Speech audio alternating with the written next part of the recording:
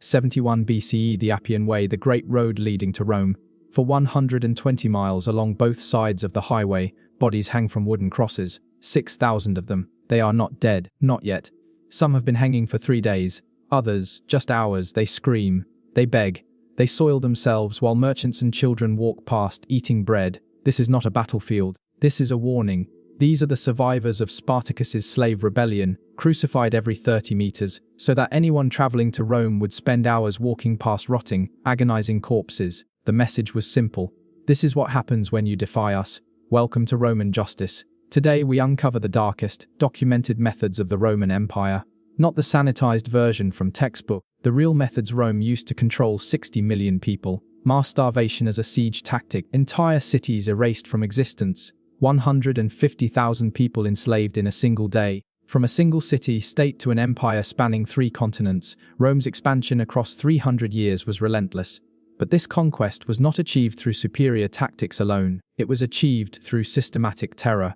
The Roman historian Tacitus, a man who served in the imperial government, wrote a chilling summary of Roman conquest. He put the words into the mouth of a defeated British chieftain. They make a desert and call it peace. He was not exaggerating. Modern estimates, based on ancient sources, suggest Rome's wars of expansion killed between 15 to 20 million people. In many territories, this amounted to 1/3 of the entire population. But the death toll is not the most telling fact. The method is. Crucifixion was not just execution, it was performance art, designed to maximize suffering and visibility. Starvation was not collateral damage, it was deliberate policy, written into military manuals as economical warfare. Enslavement was not a side effect of conquest for many campaigns, it was the entire point. The philosopher Seneca, who witnessed this expansion firsthand, wrote, "We Romans are cruel not by necessity, but by pleasure. We have turned suffering into spectacle." What made Rome's brutality unique was not its scale, but its bureaucracy. Rome did not commit atrocities in fits of rage, it scheduled them, it budgeted for them, it documented them in official records.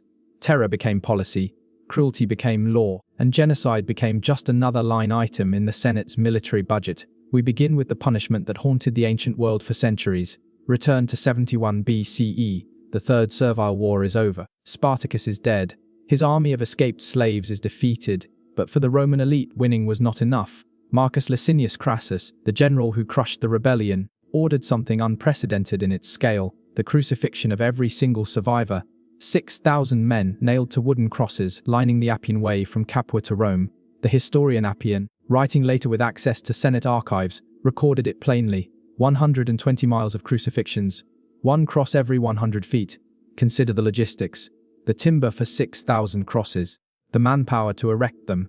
The guards required to prevent families from rescuing their loved ones. This was not spontaneous violence. This was organized terror, approved at the highest levels. The horror of crucifixion was in its design. It killed through slow asphyxiation. As the body sagged, the lungs compressed. To breathe, the victim had to push up on their nailed feet, an act of excruciating agony. Most lasted 2 to 4 days, before dying from exhaustion, dehydration, or cardiac arrest, and Rome ensured everyone saw it. Crosses were placed at eye level, along major roads, at city gates, and in public squares. The Roman jurist Quintilian explained the state's logic. The most crowded roads are chosen, where the most people can see and be moved by this fear. Fear was the currency. Visibility was the delivery system. After Crassus's display, no major slave rebellion troubled Rome for 200 years. The lesson had been learned, but slaves were not the only victims. Rome crucified anyone who challenged imperial authority. In Judea, the governor Varus crucified 2,000 Jews after a rebellion in 4 BCE. The historian Josephus, who witnessed the siege of Jerusalem in 70 CE, recorded that Roman soldiers crucified 500 people per day, so many that they eventually ran out of wood. This was not justice. This was industrial-scale torture as public policy. If crucifixion was Rome's warning to those within its borders, a far darker fate awaited those who challenged it from without. Rome had a special category for enemies so dangerous that defeating them was not enough.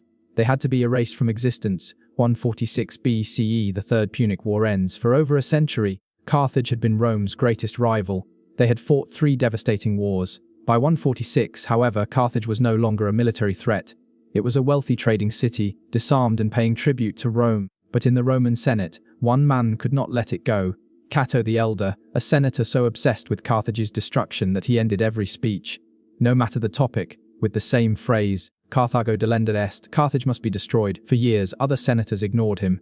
Then they didn't. In 149 BCE, Rome invented a justification for war, claiming Carthage had violated treaty terms. It had not. For 3 years, Roman legions besieged the city. When Carthage finally fell, what happened next was not conquest, it was annihilation. The historian Appian, using eyewitness accounts, described the final assault. For 6 days and nights, the killing went on, with soldiers relieving each other in shifts. They moved house by house, street by street, slaughtering every man, woman, and child they found. The 50,000 survivors were rounded up and sold into slavery, the entire remaining population of one of the ancient world's greatest cities. But Rome was not finished. Scipio Aemilianus, the commanding general, ordered the city demolished. Not just conquered, but erased. Temples were burned, walls torn down stone by stone. The harbour was filled with rubble so no ship could ever dock there again. The poet Polybius, who witnessed the destruction, recorded that Scipio himself wept while watching the city burn. He understood the monstrous precedent. But Rome did not care about monsters. It cared about permanence. And nothing is more permanent than absence. If you appreciate historical analysis that goes beyond the headlines, I invite you to subscribe to the Royal Archives. We are building a community dedicated to uncovering the difficult truths that shaped our modern world. Join us as we continue this investigation. If Carthage was erased in a single campaign, what came next took 8 years and claimed over 1 million lives. Because when Julius Caesar marched into Gaul, he did not come as a general, he came as an extinction event. In 58 BCE, Caesar crossed into Gaul with 4 legions. His stated mission was to protect Roman allies. His real mission was to conquer everything, to win the personal wealth and military glory needed to seize power in Rome. In 52 BCE, the city of Avaricum resisted. When Roman legions finally breached the walls after a 25-day siege, Caesar wrote, "Of 40,000 people, barely 800 escaped." His soldiers, he noted, enraged by the siege, spared neither the aged women nor children. 40,000 civilians slaughtered in a single day. Avaricum was not unique. At Uxellodunum, after another rebellion, Caesar ordered the hands cut off every defender who surrendered. They were not killed. They were mutilated and released, to serve as walking warnings, a living testament to the punishment awaiting rebels. Pliny the Elder, writing a century later, estimated that during the Gallic Wars, Caesar's campaigns destroyed 800 cities. The historian Plutarch recorded the human toll. Caesar killed more than 1 million Gauls, and enslaved as many more. This was not war. This was systematic depopulation, disguised as conquest, and Rome celebrated it. The Senate awarded Caesar a 20-day Thanksgiving festival, the longest in Roman history at that time. 1 million dead had earned him 20 days of parades. Caesar's brutality, while extreme, was merely an extension of established Roman doctrine, and that doctrine had perfected a tool more efficient and cheaper than the sword: starvation. Rome did not starve cities by accident, it strategized starvation. The Roman military manual Strategemata from the 1st century CE dedicates an entire section to how to subdue an enemy through hunger. It was official doctrine. Why lose soldiers assaulting walls when you can simply wait for everyone inside to die? In 134 BCE, the small city of Numancia in Spain had been resisting Rome for 20 years. Rome sent Scipio Aemilianus, the same general who destroyed Carthage, to finish it. He did not attack. He surrounded the city with a 9-kilometer wall of fortifications. No one in, no one out. Then he waited. For 15 months, inside Numancia, conditions deteriorated into a nightmare. Appian recorded what happened. When all food was gone, they first ate boiled leather. Then, they turned to cannibalism. By the end, the Numantines chose mass suicide over surrender. They burned their own city and killed their families. When Scipio finally entered, he found only corpses and ash. In 70 CE Jerusalem, the most infamous siege in Roman history, Titus, son of the emperor, surrounded the city, which was swollen with over 600,000 people.